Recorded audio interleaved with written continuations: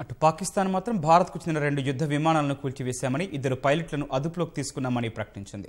భారత్ తమ భూభాగంలోకి వస్తే తాము కూడా ధీటుగా స్పందించగలమన్న పాక్ ప్రధాని ఇమ్రాన్ ఖాన్ 2 అణ్వాయుధ దేశాల మధ్య ఉద్రిక్త వాతావరణం పెరగడం మంచిది కాదని పేర్కొన్నారు.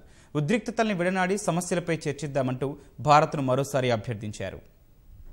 బాలకోట్లోని ఉగ్రశిబిరంపై వైమానిక దాడి తర్వాత భారత సైనిక స్థావరాల లక్ష్యంగా విరుచుకుపడిన పాకిస్తాన్ భారత్కు చెందిన 2 యుద్ధ విమానాల్ని కూల్చినట్లు ప్రకటించుకుంది. కాశ్మీర్లోని బద్గాం జిల్లాలో ఒక ఫైటర్ జెట్, పీఓకేలో మరో ఫైటర్ జెట్ను కూల్చేసినట్లు తెలిపింది. ఈ క్రమంలో 2 వాయుసేన పైలట్లను అరెస్ట్ చేసినట్లు మొదట ప్రకటించిన పాకిస్తాన్ సైనిక అధికార ప్రతినిధి మేజర్ జనరల్ ఆసిఫ్ గపూర్ తర్వాత తమ కస్టడీలో ఒకరు మాత్రమే ఉన్నట్లు వెల్లడించారు. ఆయన పేరు వింగ్ కమాండర్ అభినందన్ అని వెల్లడించారు. అభినందన్ విషయంలో తమ మిలిటరీ నియమాల ప్రకారం వ్యవహరిస్తామని స్పష్టం చేశారు. 6 टारगेट हमने सिलेक्ट किए। उन टारगेट्स पे हमारे पायलट्स ने लॉक किया। थोड़ा फासले पे हमने खुली जगह पे वो स्ट्राइक्स की। इंडियन एयरफोर्स के 2 जहाज एक बार फिर लाइन ऑफ कंट्रोल की खिलाफ वर्जी करके पाकिस्तान की हदूद में दाखिल हुए।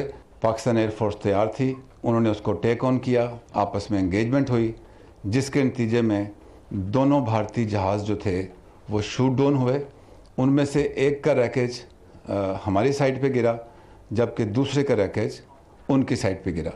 ఈ పరిస్థితుల్లో పాకిస్తాన్ ప్రజలను ఉద్దేశించి ప్రసంగించిన ఆ దేశ ప్రధాని ఇమ్రాన్ ఖాన్ మరోసారి శాంతిమంత్రం పాటించారు. చర్చల తర్వాత సమస్యలు పరిష్కరించుకుందామని భారత్కు ప్రతిపాదించారు. భారత్ చర్చలకు వస్తే తాము సిద్ధంగా ఉన్నట్లు తెలిపారు. బాలాకోట్లో వైమానిక దాడుల ద్వారా తమ భూభాగంలోకి రాగలదని భారత్ నిరూపిస్తే 2 యుద్ధ విమానాల్ని కూల్చి తాము కూడా భారత్లోకి వెళ్లగలమని చాటుకున్నట్లు తెలిపారు. పుల్వామా ఉగ్రదాడిపై ఆధారాలు ఇవ్వాలని అనేకసార్లు విజ్ఞప్తి చేసినా భారత్ స్పందించలేదన్న ఆయన ప్రపంచంలో జరిగిన అనేక యుద్ధాల్లో విపరిణామాలే సంభవించినందున కూర్చొని మాట్లాడుకుందామని భారత్కు సూచించారు.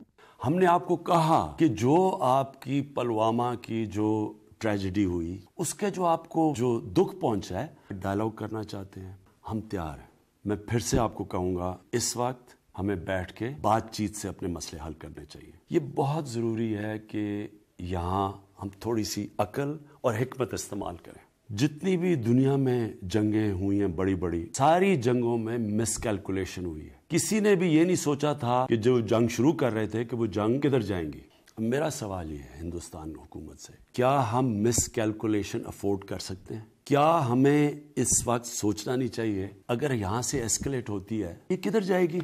ना मेरे कंट्रोल में होगी, ना नरेंद्र मोदी के कंट्रोल में होगी। इसलिए मैं फिर से आपको दावत देता हूँ, तैयार बैठे हैं। అంతకుముందు వైమానిక దాడులతో పాకిస్తాన్ కూడా తమ దేశంలోని 5 విమానాశ్రయాల్లో రాకపోకలు నిషేధించింది. రాజధాని ఇస్లామాబాద్ సహా లాహోర్, కరాచీ, సియాల్కోట్, ఫైసలాబాద్, ముల్తాన్ విమానాశ్రయాల్లో సేవలకు అంతరాయం ఏర్పడింది.